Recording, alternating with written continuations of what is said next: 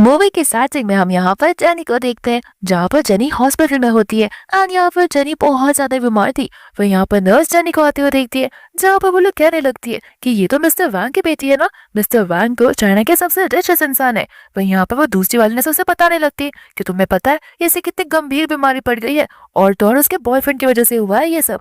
And यहाँ पर वो लोग उसके बॉयफ्रेंड के बारे में भी बताते हैं कि अगर इसके बाद कोई कोई रिचेस्ट है तो वो इसका बॉयफ्रेंड ही है। यहाँ पर दूसरी ओर जेनी टीवी के अंदर एक न्यूज देख लेती है, जिसमें उससे बॉयफ्रेंड जी का नाम आ रहा था। एंड यहाँ पर अनाउंसमेंट हो रही थी कि जी यहाँ पर अपनी लव ऑफ द लाइफ से 1 अक्टूबर को शादी करने वाला है। यहाँ पर बेचारी वो ये चीज देखकर बहुत ज्यादा टूट जाती है और सीधा जी के घर पर चली जाती है। लेकिन यहाँ पर जी का बॉडीगार्ड जो होता है वो उसे लात मारकर नीचे गिरा देता है, जहाँ पर उसे खून की उल्टियां भी आती है। और तो यहाँ पर वो उसे अकेला मरने के लिए छोड़ जाता है। फिर यहाँ पर बड़ी तेजों से बारिश भी होने लगती है। एंड इतने में यहाँ पर किम आ जाता है अम्ब्रेला को लेकर, जहाँ पर उसे लग रहा था कि शायद किम भी अपना बदला निकालेगा। लेकिन किम उसे कहने लगता है कि नहीं, मैं यहाँ पर तुम्हें बचाने के लिए आई हूँ।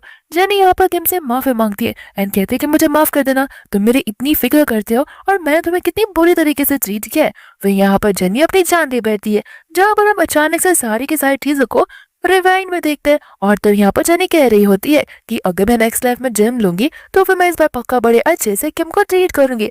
एंड यहाँ पे हमें बहुत पास का सीन बताया जाता है, जहाँ पर जेनी अपने कॉलेज में होती है। एंड यहाँ पर हम जेनी को देखते हैं जिसकी नींद खुलती है। वो यहाँ पर जेनी को कुछ समझ नहीं आ रहा था। एंड यहाँ पर हमें पता चल रहा है कि कोई पास का सीन नहीं है, बल्कि जेनी ने एक बार और रीबर्थ ले लिया है, जहाँ पर वो अपने पास में एक बार फिर से आ चुकी है। एंड यहाँ पर वो बहुत खुश हो जाती है। साथ ही हम यहाँ पर सी को भी सेम क्लास में देखते हैं। सी यहाँ पर जेनी से कहने लगता है कि तुम सो तो ऐसे रही थे जैसे मुझे लगा तुम सचमुच मर गई हो।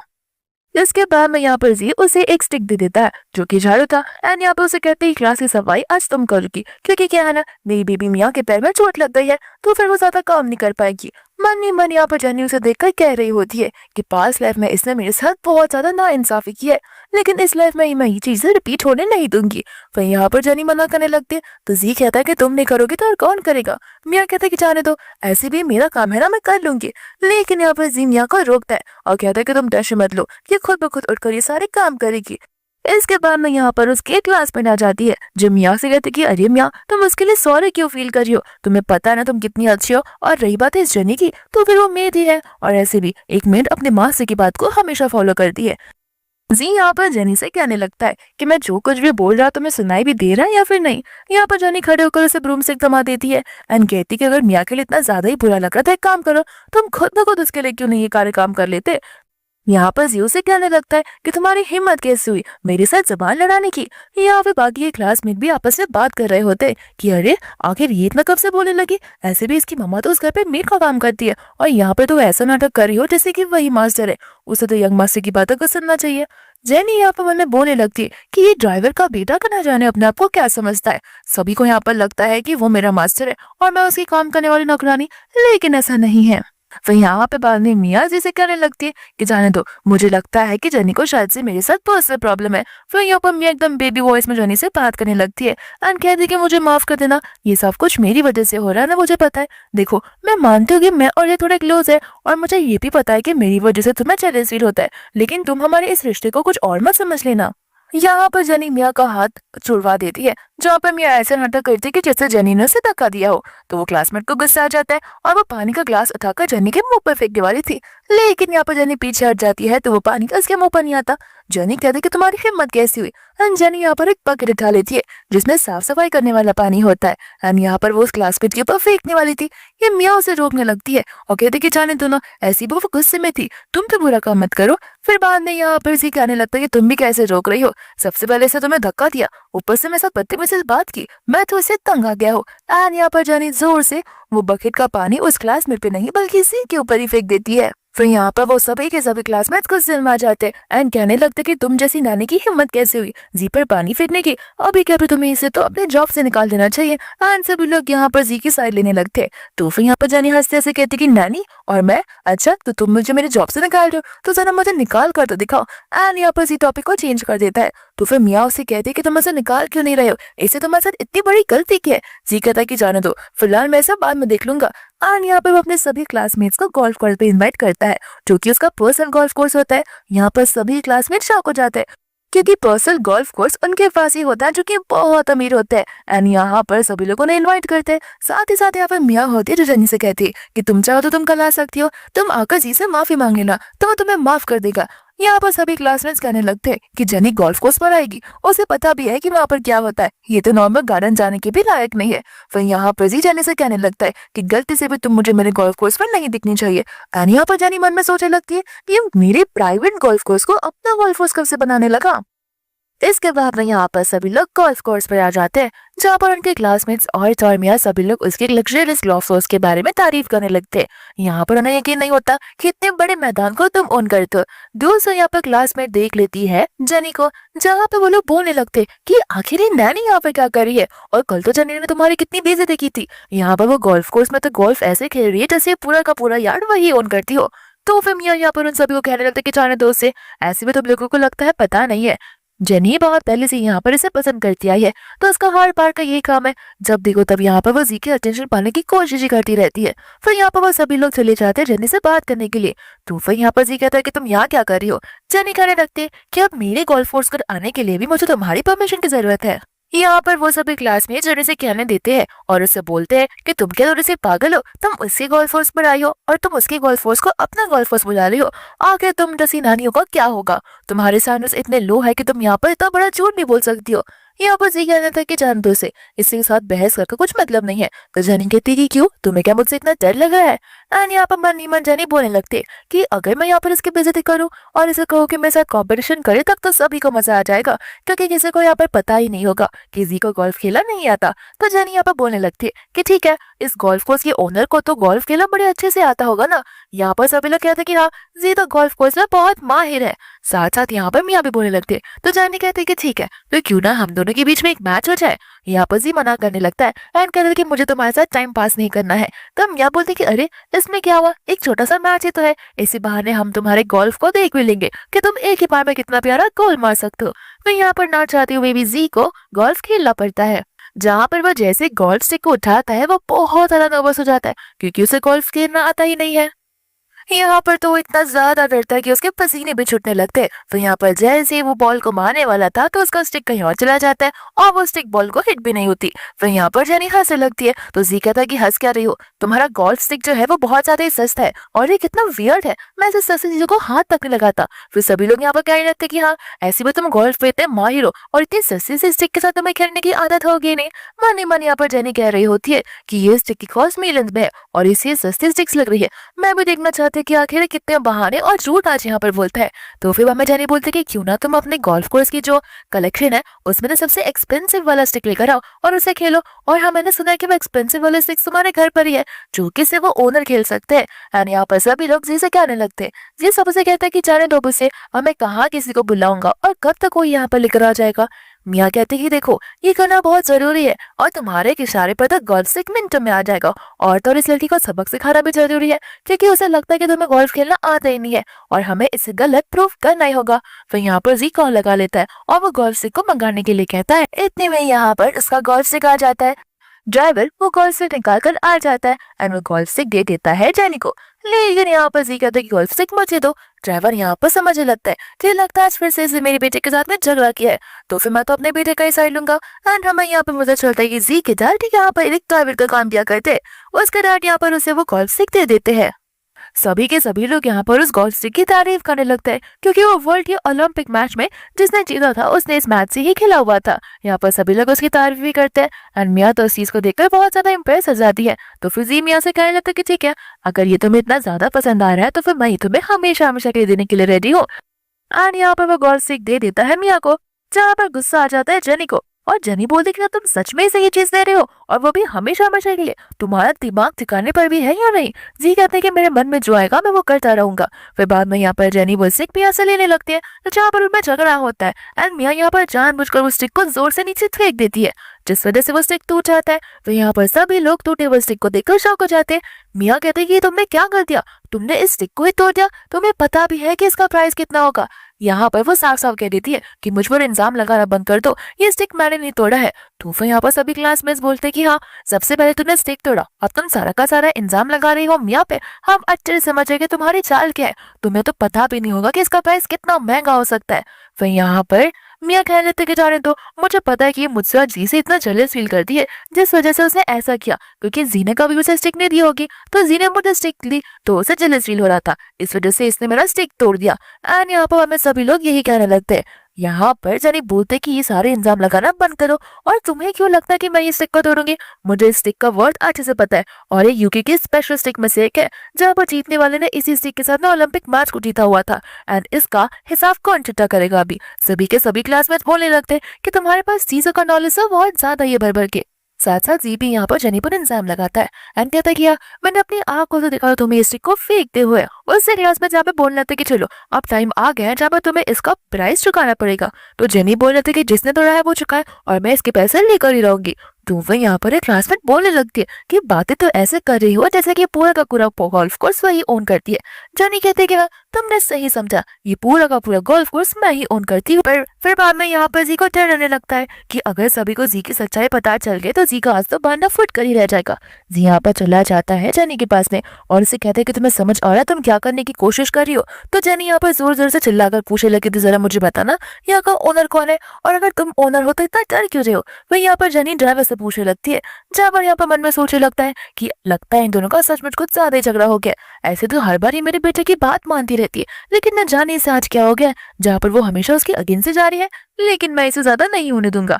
एंड यहाँ पर वो ड्राइवर यानी कि जी के डैड इस गोल्फ कोर्स के मालिक को जी का नाम दे देते हैं। एंड यहाँ पर सभी लोग हंसकर जेनी से बोलते हैं कि देखा तुम भी कितना झूठ बोलने लगी हो, ये गोल्फ कोर्स तो जी ओन करता है। यहाँ पर जी के डैड बोलते हैं कि मैडम मैं जानता हूँ कि आप यहाँ पर उससे गुस्सा हो, इसका मतलब ये नहीं कि तुम इतना झूठ बोलोगी। हमेशा जी तुम्हारी देखभाल करता आया है, तुम्हें सपोर्ट करता है, लेकिन तुम यहाँ पर उसी के अगेंस्ट जा रही हो, ये बड़ी बुरी बात है। सभी क्लासमेट्स यहाँ पर जेनी पर इल्जाम लगाने लगते हैं एंड कहते कि आखिर तुम्हारा ये जो हाई टेम्परेचर वाला जोन है और जलाने कब जाएगा। दोस्तों यहाँ पर जी होता है तो जेनी से कहता है कि देखो अगर तुम मुझसे माफी मांग लोगे तो मैं तुम्हें माफ कर दूंगा। जेनी कहते कि माफी और मैं मांगू? यहाँ पर फिर बाद में क्लासमेट्स जी उसे उल्टा सीधा बोलने लगते, जहाँ पर जेनी बोलती कि अब बस बहुत हो गया। एंड यहाँ पर वो अपने डैड को कॉल लगा लेती है एंड कहते कि यहाँ पर ड्राइवर और उसका बेटा कुछ ज्यादा ही किंग बनने की कोशिश कर रहे हैं। जी यहाँ पर जेनी से कहते हैं कि तुमने सच में अपने डैड को कॉल लगा लिया है, अभी के अभी कॉल कट करो। लेकिन यहाँ पर जेनी कॉल कट नहीं करती। दूसरा यहाँ पर क्लासमेट बोलने लगते कि क्या फायदा होगा तुम्हारे डैड को कॉल लगाकर, तुम्हारे डैड भी तो यहाँ पर एक सर्वेंट का काम करते हैं। तुम्हें क्या लगता है कि तुम्हारे डैड यहाँ पर अगर तुम्हारी जान बचाएंगे तो तुम सबसे बड़ा रिग्रेट करने वाली हो आज यहाँ पर। जेनी यहाँ पर उस क्लासमेट और सभी के सभी लोगों को बोलने लगती है कि रिग्रेट आज कौन करेगा ये सभी को पता चल जाएगा, और कौन हाई स्टैंडर्ड वाला है और कौन लो स्टैंडर्ड वाला है ये भी कुछ समय में सभी के सामने सच्चाई सामने आ जाएगी।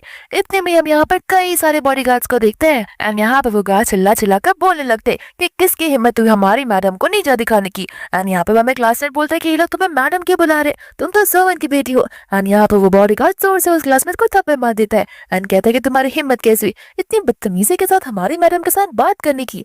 मियाँ यहाँ पर जी से कहने लगते कि आखिर यहाँ पर चल क्या रहा है, तुम यहाँ पर उसके मालिक हो और तुम उसके मास्टर हो, तो फिर यहाँ पर सभी लोग यहाँ पर जेनी को क्यों मिसबुला रहे हैं? फिर बाद में यहाँ पर जेनी बोलने लगती है कि मैं चाहती हूँ कि तुम सब इन लोगों को इस गोल्फ कोर्स से धक्के मारकर बाहर निकाल दो।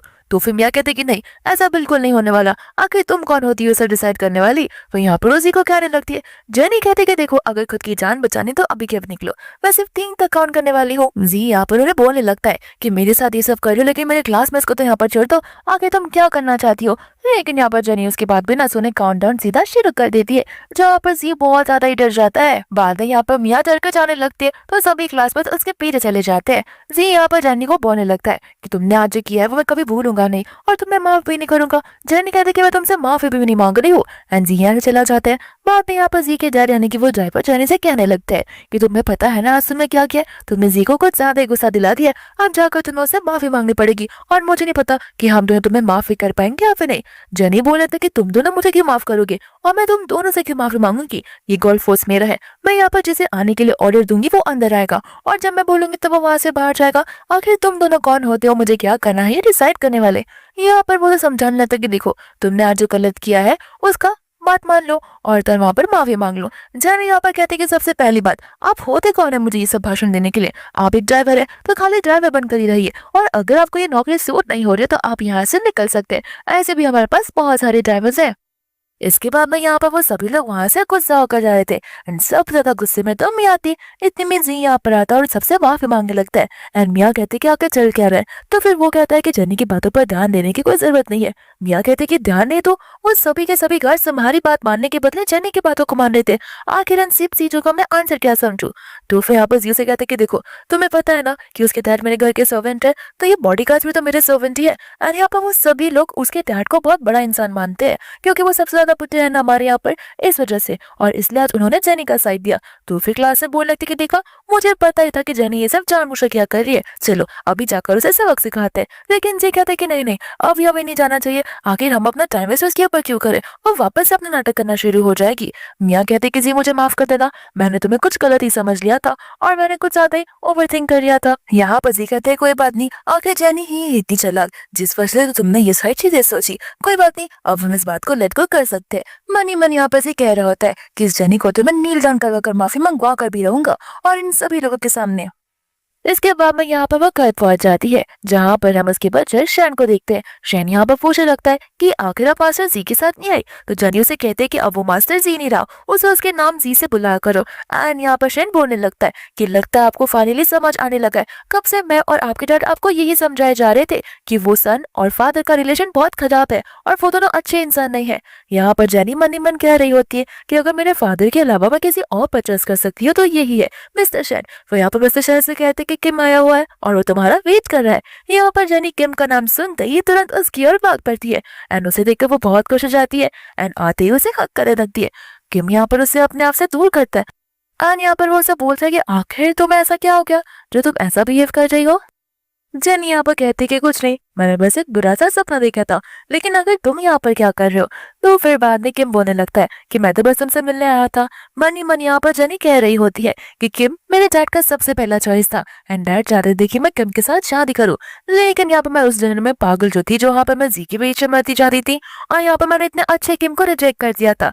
आगे मेरे डैड मेरे लिए इतना अच्छा लड़का ढूंढ कर आया था और मैं उस डैशविन के साथ में रह रही थी। किम यहाँ पर जाने से कहता है कि ठीक है अब मैं जाता हूँ, लेकिन यहाँ पर जानी उसे रोकती है और उसे डिनर पर इनवाइट करती है। यहाँ पर फिर बाद में वो लोग डिनर करने के लिए बैठ जाते हैं जहाँ पर शेन आके पूछता है कि क्या हमें जी का इंतजार करना है। तो जानी कहते कि नहीं, वो जब आएगा तब खुद से बना के खा लेगा, आखिर हम क्यों उसका इंतजार करें।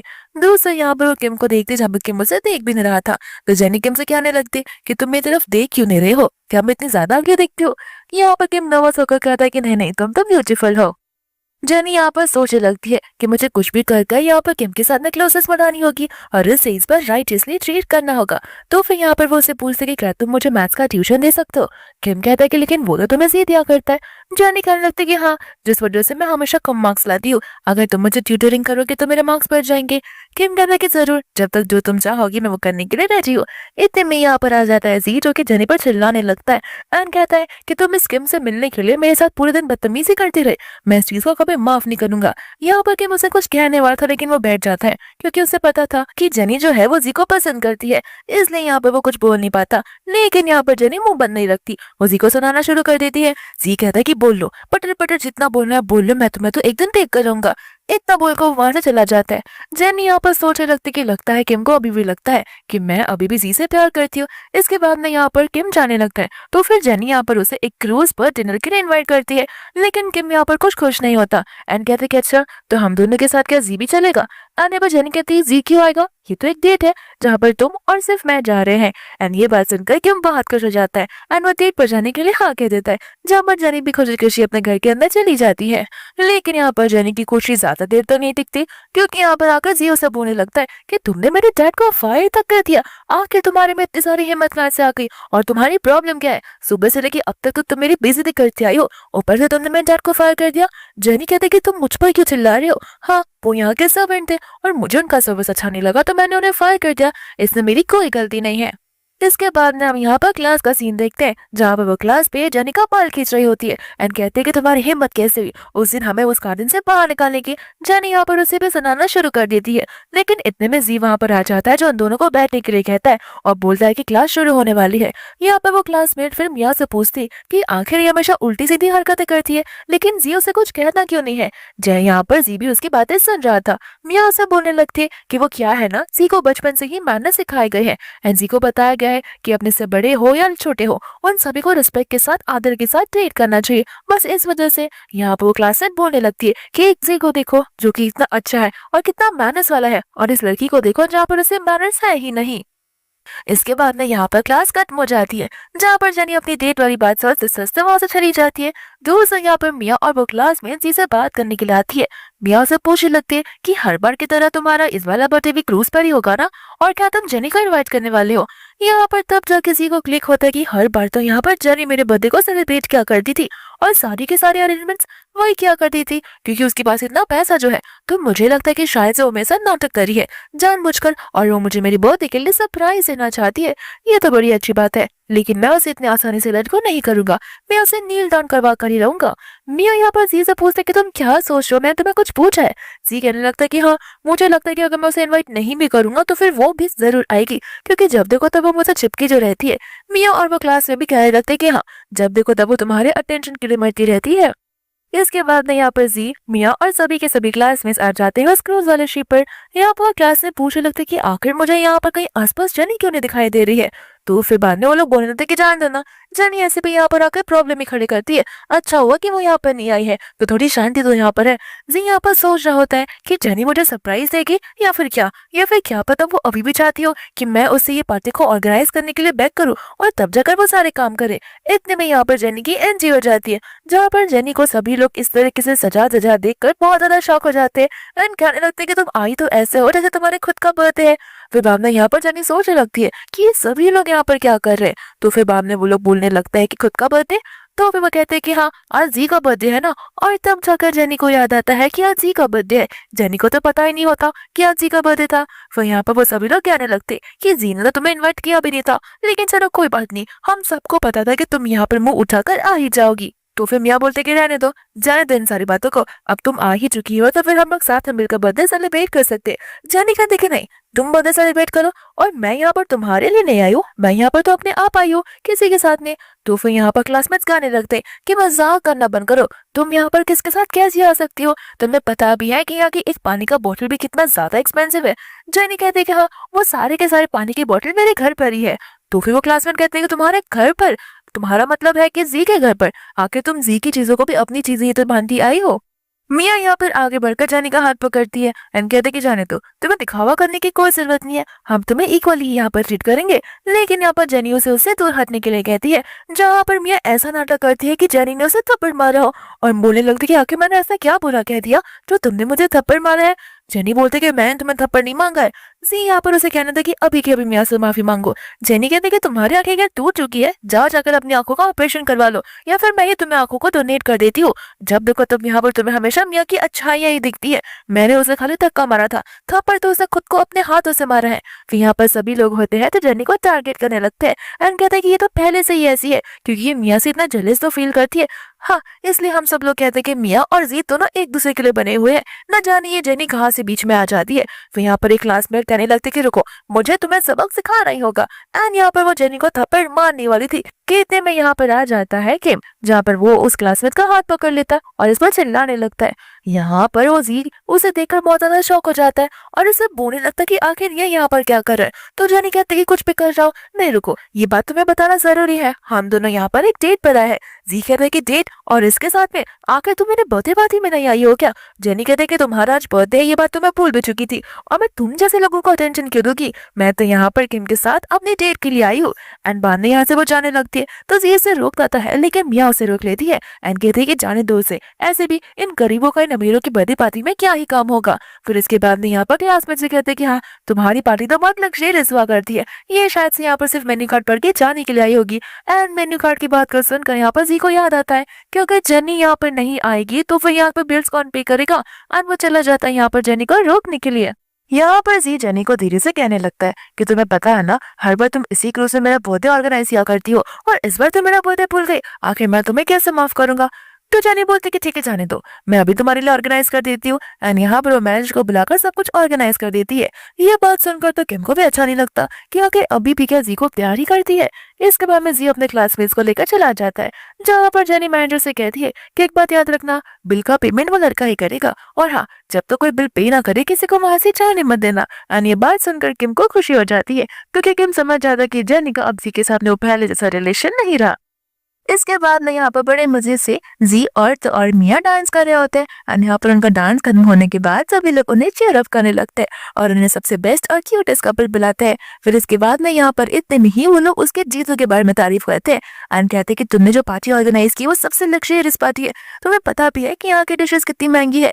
इसके बाद में यहाँ पर मैनेजर इस बिल को लेकर आ जाता है, जहाँ पर जी को कुछ समझ नहीं आता। तो मैनेजर कहता है कि हाँ, ये तो अनपेड पार्टी है ना, पार्टी के बाद ही तो आप बिल पे करने वाले थे। एंड यहाँ पर जी कॉल लगाने लगता है जेनी को, जहाँ पर वो कॉल देखता है किम, और किम जेनी से कहने लगता है कि तुम्हें नहीं लगता कुछ इमरजेंसी होगी, क्योंकि वो तुम्हें 5th टाइम कॉल कर रहा है। जेनी कहती कि लगता है तुम्हें जी की कुछ ज्यादा ही टेंशन हो रही है, तो ठीक है। एंड यहाँ पर वो कॉल को उठाकर स्पीकर पर रख देती है एंड बोलते कि बोलो क्या हुआ। कि यहाँ पर जी उसे कहने लगता है कि तुम क्या थोड़ी सी पागल हो, तुमने पार्टी को ऑर्गेनाइज किया और उसके लिए पे भी नहीं किया। जेनी कहता है कि पार्टी किसकी है, तुम्हारी, तो पे कौन करेगा, तुम। आखिर तुम्हारी पार्टी के लिए मैं क्यों पे करूँ, और रिबन ऑर्गेनाइज करने की तो मैं तुम्हारी इतनी बड़ी हेल्प कर दी है, तो बाकी की चीजें तुम खुद देख लेना। यहाँ पर जी उस पर चिल्लाने लगता है। जेनी बोलते कि तुम्हें नहीं लगता तुम्हारा एटीट्यूड कुछ ज्यादा ही बेगिंग वाला नहीं लग रहा, अगर तुम्हें मुझसे मदद चाहिए तो तुम समझ रहे हो ना मैं क्या कह रही हूँ। एंड यहाँ पर वरना जी उसे बैक करने लगता है हेल्प करने के लिए। तो यहाँ पर जेनी कॉल कट कर देती है और किम से कहती है कि अगर तुम्हें कुछ अच्छा सा शो और ड्रामा देखना है तो चलो मेरे साथ। एंड यहाँ पर वो दोनों उस बॉय पार्टी में चले जाते हैं। यहाँ पर बाद में वो सभी लोग बोलने लगते कि आखिर तुम यहाँ पर क्या कर रही हो। तो उससे क्लासेस बोलते कह रहे, हाँ पार्टी खत्म हो चुकी है ना, तो बचा कुचा खाना तुम यहाँ पर लेने के लिए आए रहोगी। फिर यहाँ पर मिया जेनी को एक डिश देने लगती है और कहती है कि तुम इसे खा कर देखो, मुझे पक्का श्योर है कि कभी तुमने ऐसी चीज का नहीं खाया होगा। लेकिन जेनी यहाँ पर बोलने लगती कि नहीं, मैं उस चीज को नहीं खाना चाहती जिस चीज का बिल तुम लोग पे भी नहीं कर सकते। यहाँ पर क्लासमेट बोलने लगते कि हम क्यों बिल पे करें, और ऐसे भी ये पूरी की पूरी क्रूज जी की है, एंड जी कैसे ऑन करता है, तो यहाँ पर जो कुछ हम खाएंगे पियेंगे मौज मस्ती करेंगे वो सब कुछ फ्री है, और आखिर अगर ये जी ओन करता है तो जी क्यों पे करेगा। यहाँ पर जाने बोलते कि अच्छा तुम लोग तो बड़े डिल्यूजनल वर्ल्ड में रहते हो। एंड यहाँ पर वो ताली बजाकर मैनेजर को बुला देती है, जहाँ पर मैनेजर उसे सारा बिल बताने लगता है। तो फिर जानी कहते कि अब क्या हुआ, लगता है यहाँ पर क्रूज के ओनर को बिल पे करना पड़ेगा। जी यहाँ पर जेनी की तरफ गुस्से में देखने लगता है। जेनी कहती कि क्यों, तुम्हें क्या लगा मैं पे करूँ, लेकिन मैं तुम्हारे लिए क्यों पे करूंगी, और ऐसे भी क्रूज तुम्हारा तो है, तो फिर तुम्हें भी पे करने की क्या जरूरत है। मिया यहाँ पर उस मैनेजर से कहने लग के कि आखिर एक रोज तो ये ऑन करता है, तो फिर ये किए सारी चीजों के लिए पे करेगा। मैनेजर कह देता है कि आप क्या बोल रही है, मुझे कुछ समझ नहीं आ रहा है। एंड जी यहाँ पर आगे बढ़कर उसे रिक्वेस्ट करने लगता है पे करने के लिए। तो फिर जेनी बोलती कि क्या बोल रही हो, मुझे आवाज नहीं आ रही है, जरा जोर से बोलो। एंड यहाँ पर वो अपना कार्ड बाहर निकालते हैं, उसे कहने लगते कि ठीक है चलो डील डन कर माफी मांगो और बैक करो, तो शायद मैं तुम्हारे लिए पे कर दूं। फिर हमें यहाँ पर पास का सीन भी बताया जाता है, जहाँ पर जेनी बहुत ज्यादा बीमार थी एंड उसे उसका इलाज करवाने के लिए पैसा चाहिए थे, और तो यहाँ पर जी भी उसे इसी तरीके से नील डाउन करवा रहा था, क्योंकि यहाँ पर जी के हाथों में पूरी की पूरी जेनी की प्रॉपर्टी आ जाती है। इस वजह से जेनी के हाथों में कुछ नहीं बचता है। यहाँ पर जेनी उसे ठीक वैसा ही करने को बोलती है। यहाँ पर जी बो डाउन कर उसे माफी मांगता है। जेनी कहती है कि बस इतने में मैं तुम्हारा बिल पे कर दूं। एंड यहाँ पर जी ने खुद को भी थप्पड़ मारता है, जहाँ पर जेनी बोलते है कि ठीक है इतना काम चलेगा। एंड इसके बाद यहाँ पर वो उसका बिल को पे कर देती है। यहाँ पर सभी लोग शॉक हो जाते हैं कि आखिर चल क्या रहा है, जेनी ने उसका बिल क्यों पे किया है। तो यहाँ पर मिया भी कंफ्यूज हो जाती है और सोचने लगती है कि सचमुच ये सबसे रिचेस्ट इंसान का बेटा नहीं है, ऐसा भी तो हो सकता है। एंड यहाँ पर सभी लोग यहाँ पर जी के बारे में बातें करने लगते हैं एंड सोचने लगते हैं कि जेनी के मॉम डैड तो एक नैनी है और यहाँ पर वो लोग सर्वेंट का काम किया करते हैं, तो फिर अगर उनकी सैलरी को भी जोड़ दिया जाए, कोई लड़की आसानी से 9 लाख का बिल्स नहीं पे कर सकती। यहाँ पर एक क्लासमेट बोलने लगती है कि हाँ वो ये बिल नहीं पे कर सकती, और ये कार्ड उसका थोड़ी ना है, ये कार्ड तो जी का है, जहाँ पर उसने जी का कार्ड ले लिया था, और इसलिए तो जी को बेचारे को पुट डाउन करना पड़ा, वरना तुम्हें क्यों लगता है कि जी ये सब क्यों करेगा। एंड यहाँ पर सभी लोग ये सारी बातें कहने लगते हैं। जेनी कहते कि अच्छा तुम सभी को लगता है कि ये कार्ड जी का है, तो क्यों ना हम वापस से कार्ड को स्वाइप करें, और इसमें मेरा नाम भी तो तुम पढ़ सकते हो, इसमें मेरा ही नाम है। यहाँ पर बाद में जी कहने लगता है कि तुम अपनी हदें पार कर रही हो, और वो आगे बढ़ने का था, लेकिन यहाँ पर किम उससे उसे दूर कर देता है एंड कहता है कि खबरदार अगर तुमने कुछ भी कहा और किया तो। फिर बाम ने यहाँ पर जाने सभी को बोलने लगती है कि तुम सबको क्या लगता है कि मैं यहाँ पर क्या सर्वेंट की बेटी हूँ, बिल्कुल भी नहीं। तुम्हारी आंखों की नजरों में मेरी एक गलत इमेज बन चुकी है।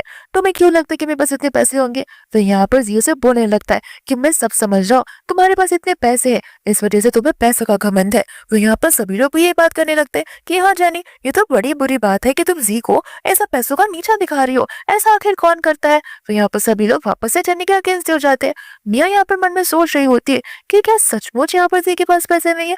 फिर उसे याद आता है कि नहीं नहीं, जी तो मुझे इतने एक्सपेंसिव गिफ्ट्स दिया करता है, तो हो सकता है शायद से उसके पास फिलहाल पैसों की प्रॉब्लम हो, लेकिन है तो ये अमीर ही। तो यहाँ पर मियाँ बोलने लगते कि जी मुझे फर्क नहीं पड़ता कि तुम अमीर हो या गरीब हो, मैं तुम्हें उतना ही प्यार करूंगी। और रही बात लो सैलरी वाली होने की, तो हम लोग मिलकर रन करेंगे और अपना एक घर बसाएंगे। जानी कहती कि बहुत हो गया तुम्हारा नाटक, मुझे यहाँ से जाना है। तो फिर यहाँ पर किम भी उसे लेकर जाने लगता है। सभी लोग यहाँ पर कह रहे थे कि तुम कौन होते हो यहाँ पर जानी को ले जाने वाले, और तुम ऐसे क्यों बात कर रहे हो जैसे कि तुम भी यहाँ पर क्रूज के मालिक हो। और टॉन यहाँ पर वो सबके सामने बता देता है कि क्रूज का मालिक नहीं बल्कि मालकिन है, जो कि जेनी है। और रही बात मेरी, तो मैं वॉरियर ग्रुप का सीईओ हूँ। यहाँ पर वॉरियर ग्रुप का नाम सुनते ही सभी लोग शॉक हो जाते हैं, क्योंकि जेनी के ऊपर अगर कोई आता है, यानी कि उसके डैड से भी ज्यादा रिचेस्ट कोई इंसान है, तो फिर वो है किम के डैड। इसके बाद में यहाँ पर वो लोग घर आ जाते हैं, जहाँ पर किम जेनी से कहने लगता है कि जाओ जाकर अंदर रेस्ट करो, और आज जो कुछ भी हुआ उसके बारे में ओवर थिंक कर अपना मूड खराब करने की कोई जरूरत नहीं है। जेनी यहाँ पर मन में सोचने लगती है कि ये पहले से कितना काइंड हार्टेड है, लेकिन मैं ही अंधी थी जो इसके इतने काइंड जेस्चर को समझ ना पाई। इसके बाद वो यहाँ पर उसे थैंक यू बोलकर उसे हक कर अंदर चली जाती है, जहाँ पर उसे एक काम याद आता है एंड वो यहाँ पर शिन को बुलाती है और उसे कहती है किसी का सामान बांधो, पैक करो और उसके सामान को घर से बाहर निकाल दो। और साथ साथ उसे भी यहाँ पर मैं जियो से कहने लगता है कि तुम्हें समझ भी आया, तुम क्या कह रही हो? तो फिर वो कहते कि हाँ, ये तुम्हारा घर थोड़ी ना है, मैं तो तुम्हें यहाँ पर रखा करती थी। और रही बात तुम्हारी, तो शायद तुम बोल रहे हो कि तुमने मेरे साथ क्या किया है। जी कहता कि हाँ, अच्छे से दिख रहा है कि कौन किसके साथ क्या कर रहा है। तुमने आज मुझे कितना ज्यादा ह्यूमिलेट किया मेरे बर्थडे वाले दिन। तो फिर जाने बोलते कि इसमें बड़ी बात कौन सी है, तुम तो मुझे रोज ही ह्यूमिलेट करते आए हो, तब तुम्हें नहीं आता है ये सब। और ऐसे भी मैं तुम्हारी सर्वेंट नहीं हूँ, तुम मेरे सर्वेंट हुआ करते थे, और तुम अब इस घर से निकल जाओ। तो जी बोलता है कि तुम्हें ट्यूशन कौन देगा। जेनी बोलते है कि इसकी टेंशन तुम मत करो, ऑलरेडी मेरे पास एक बहुत अच्छा हैंडसम ट्यूटर है। इतना बोलकर वो अंदर चली जाती है, जहाँ पर जी भी बहुत गुस्सा हो जाता है। तो हम यहाँ पर जी के डैड को देखते हैं, जो कि बहुत ज्यादा ड्रिंक कर रहे होते हैं एंड यहाँ पर तो उसका घर बहुत मैसअप होता है। इतने में यहाँ पर जी आ जाता है, जहाँ पर गुस्से में उसके डैड वो कांच का बॉटल उसके पास नहीं फेंक देते हैं, और यहाँ पर वो बताने लगता है कि जेनी ने मुझे घर से निकाल दिया। ये बात सुनते हैं यहाँ पर उसके डैड और भी ज्यादा तिलमिला जाते हैं एंड कहते हैं कि उसने मुझे तो निकाला, लेकिन अब उसने तुम्हें क्यों निकाला है। जी कहने लगता है कि मुझे समझ नहीं आ रहा है कि उसके दिमाग के साथ प्रॉब्लम क्या है। पहले वो मेरी सारी बातें सुना करती थी, लेकिन अब तो वो मुझे उल्टा जवाब देने लगी है और इधर वो मुझसे फाइट बैक करने लगी है। यहाँ पर उसके डैड बोल रहे थे कि मुझे कुछ नहीं पता, तुम वापस उस घर में जाओ और इसे सॉरी बोलकर उसे मनाने की कोशिश करो। तुम्हें आखिर पता है हमारे पर कितने सारे डेब्ट्स और लोन है। ये कहने लगता है कि मैं कुछ भी कर लूं, लेकिन वो मेरे साथ हमेशा से हमेशा दूर ही रहना चाहती है। यहाँ पर उसके डैड से कहते हैं कि एक बार सोच कर देखो, बस कुछ पलों की और कुछ दिनों की मेहनत होगी, इसके बाद में तुम्हारे हाथों में सारी की सारी प्रॉपर्टी आ जाएगी, तो फिर तुम उसके साथ जो करना है तुम कर सकते हो।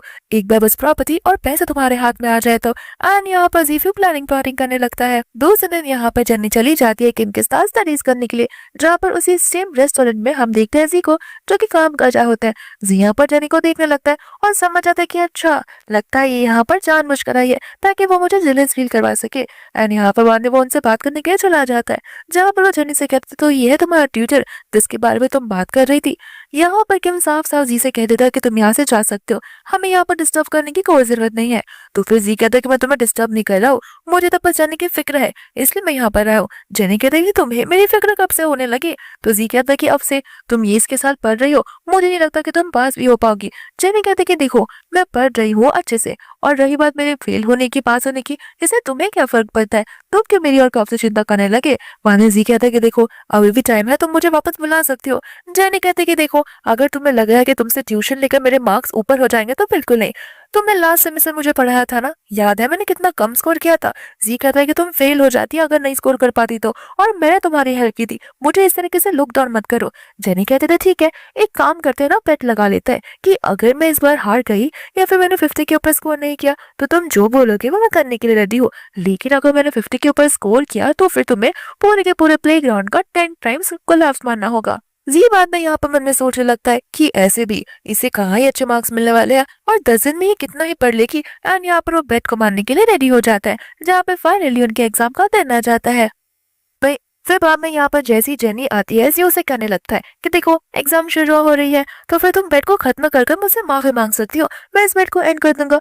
जेनी कहता है कि इसकी कोई जरूरत नहीं है। एंड यहाँ पर जी कहता है कि ठीक है, हमें पता ही चल जाएगा कि आखिर कौन जीतने वाला है और कौन हारने वाला है। फिर यहाँ पर टीचर आ जाती है जहाँ पर उनका एग्जाम देकर हो जाता है एंड फिर उनके रिजल्ट अनाउंस होने लगते हैं एंड यहाँ पर जी को फर्स्ट प्लेस मिलता है। जेनी यहाँ पर घबराने लगती है, लेकिन यहाँ पर जेनी को 50 के ऊपर मार्क्स मिले होते हैं। तो फिर यहाँ पर ये वाली बात सुनकर सभी लोग शॉक हो जाते हैं एंड सबसे ज्यादा यहाँ पर तो मिया को शॉक लगता है। मिया कहने लगता है कि जेनी अचानक से इतने सारे मार्क्स कैसे ला सकती है।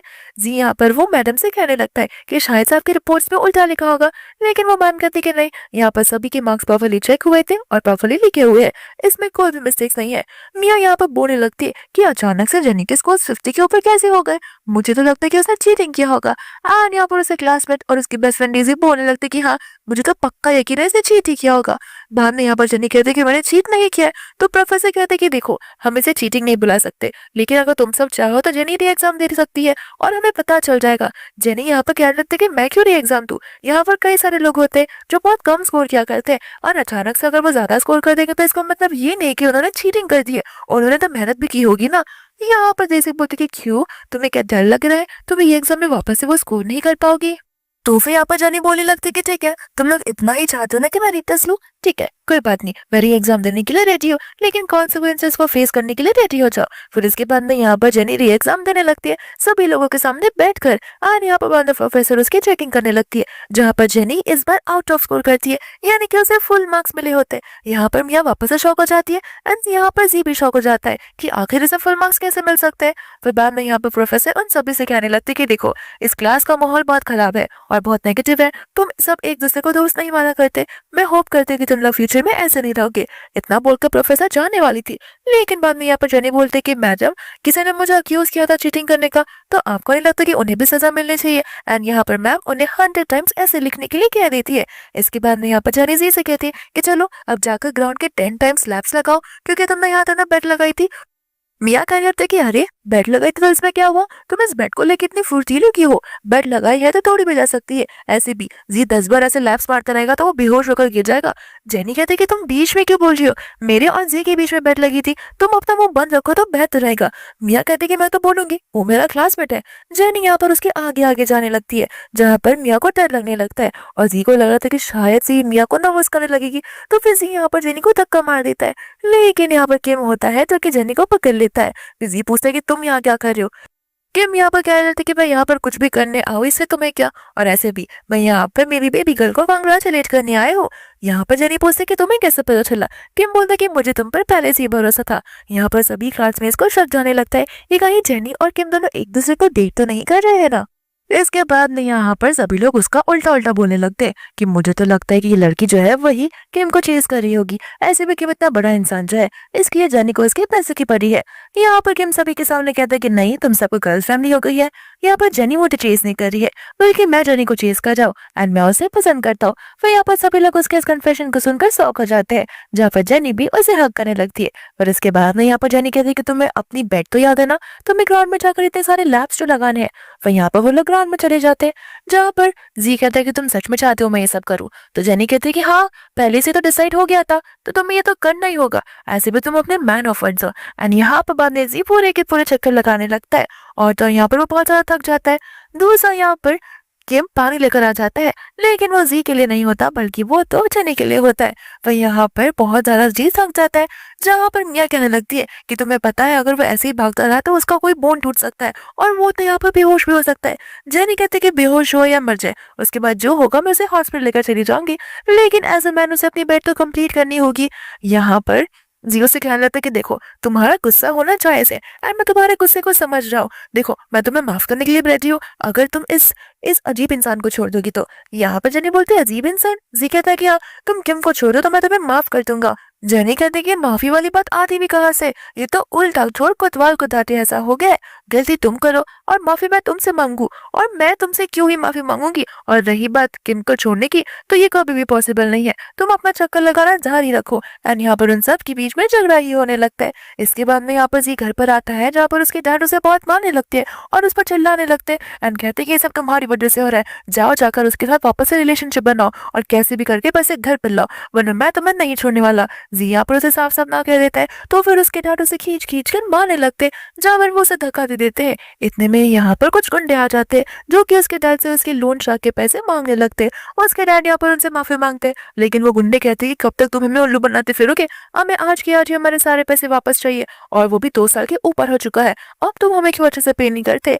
यहाँ वो डैड माफी मांगने लगते हैं, लेकिन वो गुंडे सुनते नहीं, जब वो गुंडे उसके डैड को ही मारने लगते हैं। एंड ये चीज बेचारा जी देख ही नहीं पा रहा था।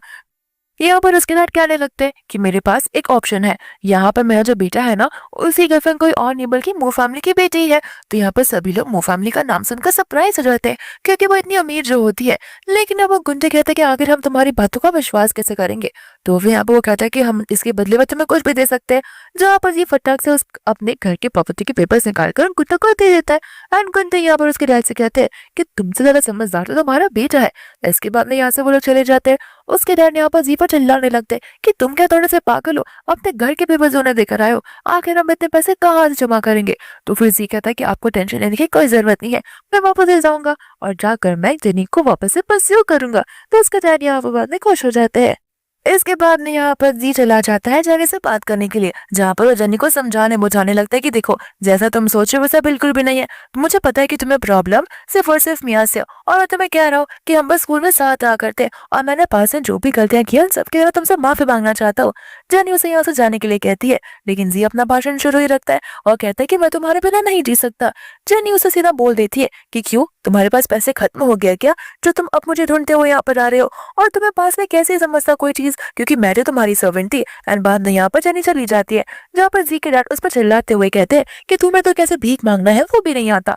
एंड यहाँ पर उसके डैड चले जाते हैं जेनी से माफी मांगने के लिए। एंड यहाँ पर वो सभी के सामने से डॉटर इन लॉ कहते हैं और बोलते हैं कि प्लीज हमें घर पर वापस ले लो। आसपास के लोगों को ऐसा लगने लगता है कि वो उनकी बहू है, और उनकी बहू ने ही उसे घर से निकाल दिया है। लेकिन यहाँ पर आ जाता है किम, जहाँ पर वो अंकल को वार्न करता है कि अगर आपने अपना झूठ बोलना बंद नहीं किया तो मैं यहाँ पर पुलिस को बुला दूंगा। तो यहाँ पर आ जाता है जी, जो कि अपने डैड को लेकर वहां से जाने लगता है।